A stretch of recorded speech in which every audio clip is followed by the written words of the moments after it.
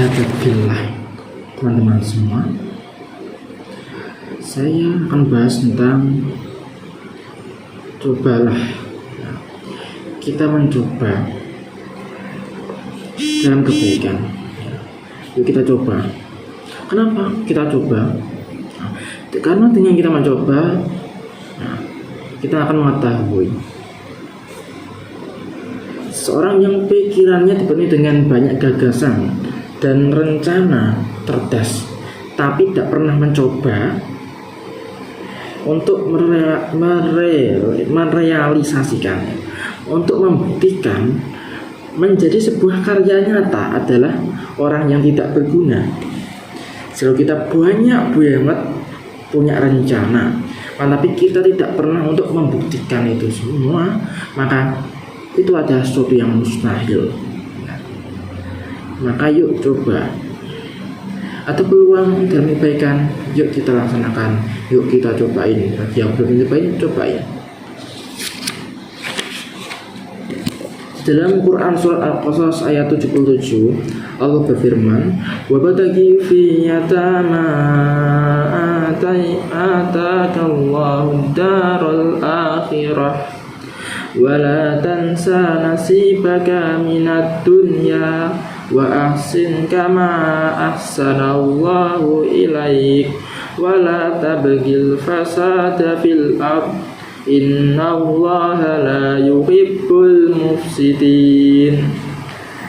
Carilah apa yang telah dianugerahkan Allah kepadamu, kebahagiaan negeri akhirat, dan jangan kamu melupakan kebahagiaanmu dari nikmat duniawi, dan berbuat baiklah pada orang lain sebagaimana Allah telah berbuat baik kepadamu. Dan jangan kamu berbuat kerusakan di muka bumi, sesungguhnya Allah tidak menyukai orang yang berbuat kerusakan. Quran Surah Al-Qasas ayat 77. Sahabat billah, teman-teman semua, ya semoga dirahmati Allah. Sebahagia-bahagianya hidup seseorang di dunia, pastilah belum seberapa dibandingkan kebahagiaan yang Allah sediakan bagi orang-orang beriman di akhirat nanti. Sekaya-kayanya orang terkaya di dunia saat ini belum seberapa dibandingkan kekayaan sahabat Rasulullah Shallallahu Alaihi Wasallam, Abdurrahman bin Auf, karena dia memiliki kekayaan dunia yang melimpah sehingga dia bisa membeli satu tiket ke surga dengan sifat kedermawanan. Abdurrahman bin Auf ini adalah sahabat yang kaya raya. Dengan dia dermawan, dia dapat mendapatkan satu tiket ke surga dari sifatnya yang dermawan tersebut dan keikhlasannya berjihad dengan harta dan jiwa. Secantik-cantiknya wanita tercantik di dunia hanya setitik dari kecantikan bidadari-bidadari surga.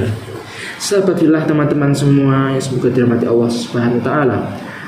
Apapun bayangan yang terbesit dalam benak kita semua ketika membaca ilustrasi di atas, belum apa-apa dibandingkan dengan hakikat akhirat yang sebenarnya. Itulah kebahagiaan sejati yang seharusnya menjadi prioritas utama, titik utama bagi kita setiap orang. Akhirat adalah segalanya, yang merupakan tujuan utama yang harus didahulukan daripada semua keperluan dan kebutuhan duniawi. Sahabatillah semuanya, cobalah kita cermati lebih teliti tentang ayat di atas. Carilah apa pada yang telah dianugerahkan Allah kepadamu, kebahagiaan di akhirat. Betapa indah Allah menggambarkan kebahagiaan di akhirat tersebut, seolah-olah dia adalah sesuatu yang pasti bisa dimiliki oleh setiap orang, meski hakikat kebahagiaan yang sebenarnya tidak terjangkau oleh imajinasi manusia. Tetapi Allah tetap memerintahkan untuk dijadikan prioritas, menjadikan keutamaan yang paling kita utamakan. Dia juga mengingat bahwa kita memiliki jatah kebahagiaan duniawi yang tidak boleh dilupakan. Di dalam surat Al-Qasas juga menyebutkan, dan jangan kamu lupakan kebahagiaanmu dari kenikmatan dunia. Ya, kita melaksanakan perintah Allah Subhanahu wa taala, kita melaksanakan ibadah-ibadah untuk kebahagiaan kita di dunia dan di akhirat. Dan jangan lupa juga kebahagiaan kita di dunia, karena kita hidup di dunia, kita juga perlu untuk merasakan kebahagiaan di dunia juga. Di dalam teks Arab, ayat tersebut terdiri dari 4 kalimat yang masing-masing didahului dengan huruf waw. Fungsi waw dalam tata bahasa Arab nahwu biasanya sebagai penghubung antar kalimat, sehingga biasa diistilahkan dengan wawu atau wawu penghubung, yang menandakan bahwa kalimat itu memiliki hubungan satu sama lain yang tidak terpisahkan. Sahabat bilang teman-teman semua, pentingnya itu semua adalah kita bisa melaksanakan perintah Allah dengan sebaik-baiknya dan menjauhi larangan Allah dengan sebaik-baiknya. Sahabatullah, pengertiannya adalah kebahagiaan akhirat dapat diraih dengan tidak melupakan jatah nikmat kebahagiaan dunia. Kebahagiaan duniawi tidak dapat diraih kecuali dengan bersikap baik, bertutur kata yang lembut dan santun terhadap sesama manusia, serta menjauhkan diri dari perbuatan yang dapat membawa kerusakan bagi diri sendiri, orang lain, dan lingkungan. Sahabat fillah teman-teman semua, oleh karena itu kesuksesan sebenarnya telah ditakdirkan untuk setiap orang, tetapi kebanyakan orang hanya menunggu sendiri. Takdir harus dijemput dan dicari. Itulah salah satu hikmah mengapa Allah menciptakan manusia sebagai makhluk yang paling sempurna. Karena kesempurnaan itu diperlukan guna mencari dan menjemput takdir kesuksesan dan kebahagiaan yang sudah Allah tetapkan. Sangat tidak wajar bila makhluk yang diciptakan dalam bentuk yang paling sempurna oleh Allah justru tenggelam dalam kesengsaraan, kesedihan, frustasi, dan kekecewaan. Sahabat bilang teman-teman semua, orang yang bisa menjalani hidup dalam kebahagiaan dan kesuksesan adalah mereka yang tidak bisa memanfaatkan kesempurnaan dirinya. Mereka adalah orang yang tidak bisa menjalani hidup dalam kebahagiaan itu adalah, dan kesuksesan adalah mereka yang tidak bisa memanfaatkan kesempurnaan dirinya. Maka dialah orang-orang yang sangat merugi sekali, karena dia tidak bisa memanfaatkan segala kenikmatan yang diberikan Allah Subhanahu wa taala, yaitu diciptakan sebagai makhluk yang sempurna. Allah menganugerahi, memberikan kepada kita setiap orang kemampuan dan kelebihan yang berbeda-beda dari yang lain. Setiap kita manusia pasti mempunyai keutamaan, memiliki kelebihan yang berbeda-beda. Kita seseorang anugerah terbesar itu, maka dia telah menemukan modal terbesar yang dia perlukan untuk meraih sukses dan kebahagiaan itu.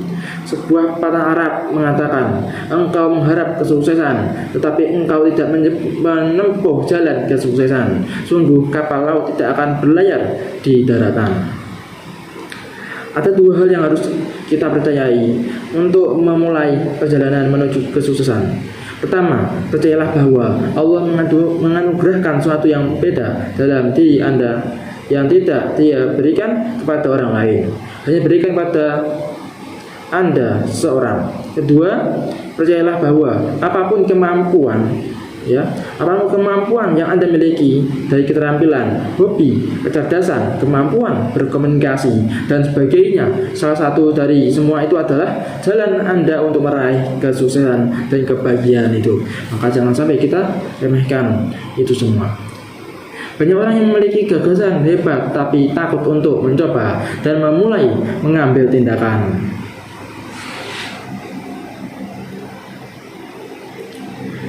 Untuk mewujudkan gagasan menjadi suatu karya nyata, pikirannya tertutupi oleh beratnya usaha mewujudkan gagasan itu.